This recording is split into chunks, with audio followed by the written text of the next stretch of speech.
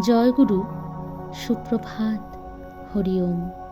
ওম অখণ্ড সংহিতা বা অখণ্ড মণ্ডলেশ্বর শ্রী শ্রীমৎ স্বামী স্বরূপানন্দ পরমহংসদেবের অমৃতময় উপদেশবাণী অষ্টম খণ্ড। রণক্ষেত্রে বা পল্লীকুঞ্জে। বন্ধুদের মধ্যে অবস্থান কালেও তুমি অমৃতময় নামে ডুবিয়া থাকো জানিয়া আমি বড়ই আনন্দিত হইয়াছি। আমার যে যথার্থ সন্তান সে নিভৃত সাধক, তার সাধন ফল্গু নদীর স্রোতের মতো সহস্র কর্মের অন্তরালে অবিচ্ছেদে চলিতে থাকে।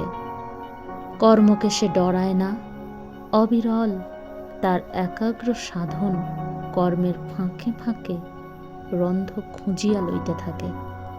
কিন্তু সাধনহীন কর্মকে আমার সন্তান বর্জন করে।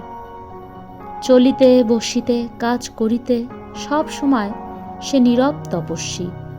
রণক্ষেত্রে বা পল্লীকুঞ্জে সর্বত্র তার নিঃশব্দ তপধারা বাধাহীন বেগে ধীর প্রবাহিতা। কেবল কথা কহিবার সময়ই তার পক্ষে সাধন অতীব সুকঠিন। এই জন্যই তাহার আধ্যাত্মিক সাধনায় মিতভাষিতা ও মৌন একটি অত্যাবশ্যক অঙ্গ। হরি ওম।